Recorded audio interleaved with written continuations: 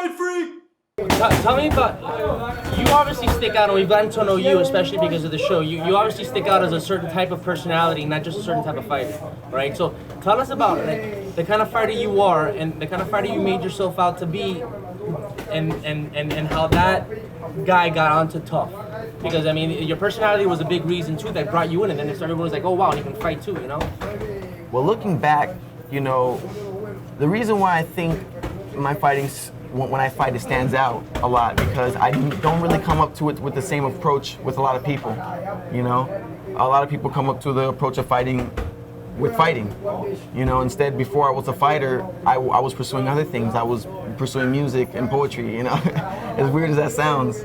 But when I came up to fighting, I approached it as a musician instead, you know? Instead of looking at it as a punch and a kick, I was looking at it as all notes to a scoreboard. You know, I can put it in anywhere I want, even pauses, which could be fakes or something empty, you know. But it would be playing a musical piece. It goes together, it goes along a certain pattern. You may not see it, but you can definitely hear it, you definitely can feel it, it's there. So I guess that's why it makes me a little bit interesting to watch because I'm thinking about it in a different manner. That's why I can't take it personally and I don't get angry. Now, are you the kind of guy that like smile? Do you have like his antics in the ring? Like, do you smile when you get hit? And all no, man. Like, it's hard to have my brother's antics. We're two different people, you know. Like, he's that creative force, and I'm that receptive force. So, you know, like it's for me. I receive like information just differently than how he receives information. He sees things differently than the way I see things. You know, like, and the way he can explain fighting, I can never explain it. You know, like I'm just not that kind of person. I'm not as, you know, just as colorful as he is. You know, but I can fight for sure. I know that's a fact that I can fight and I can take a punch. It's cool. I mean, it's cool that you guys have this different dynamic and you guys are different because there's a compliment. How do you guys complement each other in that way? Like, well, do you guys train a lot together and do you think that the fact that you guys are different fits and helps you guys like, you know, complement each other? No, it gives us that competitive that edge. You know, we compete against each other mainly. You know, we're brothers. We fight all the time. We just got into a fight this afternoon. You know, I had to walk home today because I couldn't be in the car with him for like more than 5 minutes. Because, you know, like just listening to this motherfucker talk is just ridiculous. Oh man! All right, getting back to your personality. So your personality, like right now, you got onto tough. Like I said, they're the skills. Or now we'll get to the fact that now your skills are, bro, on its own. But in the beginning, Dana White liked you. People were like, bro, I was like hooked on your personality. You rubbed some people the wrong way in the house. Tell us about that experience because that experience changed your life. Well, it was a crazy experience, definitely. I mean, when I got there, I definitely was already fighting at weight classes above me. I mean, trying out for the show since at that time they didn't have the 145 or 35 classes in the UFC. So I had to jump up in weight, but I didn't mind, you know. I was walking around at 55. If it helped anything. So I got there and it was fun. You know, I learned a lot and it was definitely difficult because it was definitely difficult dealing with the people that were bigger than me. They were a lot bigger than me. And when they wanted to hold me, they could hold me basically, you know. And in the house older than you, which always, and in the house they were also, a lot of them were older than you. So that, you know. Yeah, that definitely plays a part. I know when I was younger, the doctor told my parents once that I'm like developing slower than normal. I didn't go through puberty at the right time, you know, so I'm like a little bit behind. So even then, these guys are definitely a lot more mature. These guys are grown men. I still have like this little boy teenage body. So it definitely makes a difference, you know. Skill-wise, I felt like I can outstrike any of them. I mean, not like to toot my own horn or anything, but like I felt comfortable there. But you know, the minute they would wrestle me, they're definitely a lot stronger than me. They could control me whenever they wanted. They could just hold me down if they wanted to, which they did. You know, they held me up a lot against the fence. I mean, the fence a lot, so which enabled me to do anything. But it was tough. But I felt that I did fairly well, and I definitely came out of there a lot more than when I went in, obviously. And it was just not just as, oh, go ahead and finish it. It was just a growing process. You know? Yeah, so I was gonna say, not when you went in there a lot better than you went in, but not just as a fighter. No, as a person. I mean, it was a complete growing process. You know, it's definitely a sense of maturing after that. You know, it's like I know, like this is what I need to do. This is, I mean, this could be fun. This could be my hobby. This could be my lifestyle. But as well, it is my career. You know, so I have to think about that too. You know, I have to have that responsibility in my hand without spilling it. But at the same time, I got to be able to enjoy it. So it was an awakening there. At what point did you realize, because everyone points this out because they can tell, but at what point did you realize that Dana White, who's one of the most influential guys now in sports, and definitely in the UFC, he's the guy, that he started liking you and kind of like he was in your corner and cheering for you? At what point? Oh, that was in the tryouts.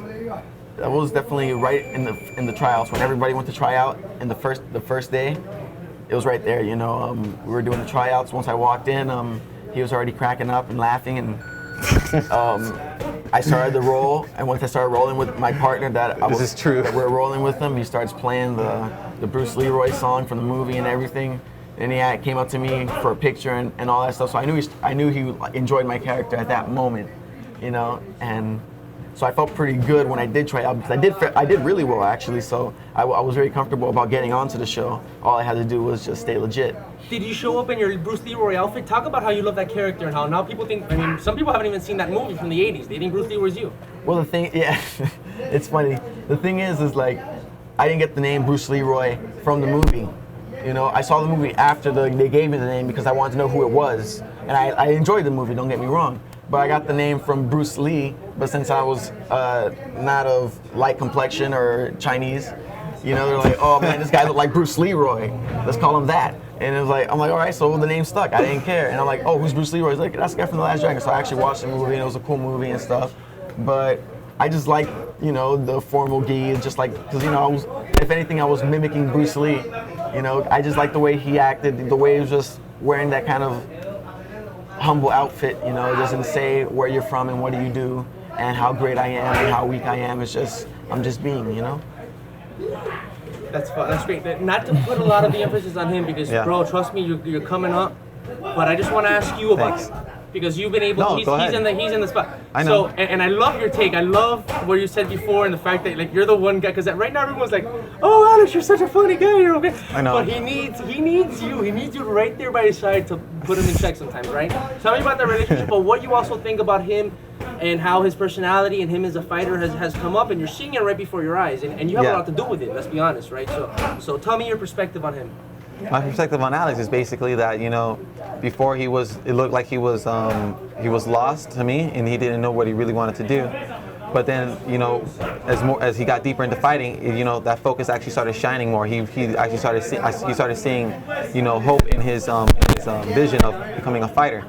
So then I was just egging him on. You know, I was like, you know, go for it. At one point, you know, one point I was against it. There was a point where I was just totally like, Alex, you know, you got to go to school. Alex, you got to drop this fighting shit, man. You know, this is nowhere. You're gonna end up brain damaged, son. You know, and then he was just like, no, you don't fucking believe in nobody, man. You're an asshole. You know, we got into fights. So it was just conflict all the time. And then eventually, you know, like someone told me about that opportunity about of going to Tough. So I was like, yo, let's quit this job, yo, and let's do this, man. I really think you got what it takes, man, because you're fucking Bruce Leeroy and you just won your last fight. And what did it mean to you after him telling you the first thing? Nah, you gotta go to school. For him to be like, nah, you do it. Like, what did it mean to you? It was. Nah, I'll tell you what he told me. No, weird. It was weird. It's weird and awkward because, you know, he's like, now you're on the bandwagon. Yeah, you know, like it does. But you know, you gotta admit, like, how does it feel? I mean, you gotta take it for like so many years. I mean, years of doing this and just doing this, like trying. While we're both doing martial arts, you know. Yeah, we're both doing martial arts, but I'm pursuing it. You're pursuing it professionally, of course. Right. Yeah. Well, I was still trying to do more amateur stuff, like, you know, college wrestling. You know, I felt like you're not so prepared, you know. Right, it wasn't even that. I mean, don't That's change all it what was. you said anymore. But he's the one guy in your life that is gonna be honest when a lot of other people are gonna be. No, I can see when he's being. I don't mind him being honest, you know. But to be frank as well, you know, like. I'm just saying, after taking it for like a lot of years, and then to have this person, you know, right now want to be like, hey, now you can do it, you know. It's like, oh man, what happened to like before, you know? And this is why I want to become a fighter now, because like now he's like, you know, like, oh, you know what happened to before, you know, like, so you know what, you know, if you don't want my support, then I'm gonna just, you know, be that person that's just gonna take your spotlight. I'm sorry, son. I'm just gonna go and fight too and become the Fresh Prince, and just whoop ass. This is the best brother interview I've ever seen. Forget about the things. I forgot who they are. Hey, but do you, on the positive note, tell us what to expect from him. What should people expect from his as a fighter? What's your record right now? Right, 3-1. 3-1 in an organization that you and George came out of too. So it's. I didn't fight for them. You didn't fight for safety, but George did. Okay. So what should people expect from him as a fighter? What is in front of him? And if he puts everything that he has to put into it, what's in his future? He definitely could be a force to be reckoned with if he puts in all that he has to put into the work and the time. Then he can definitely be a force to be reckoned with. I mean, he definitely has long extremities, and at his weight class, he's gonna reach everybody. And if he learns what he needs to learn, then he can be very effective. He already got good wrestling and good jiu-jitsu, so you can expect a lot from him. But yeah.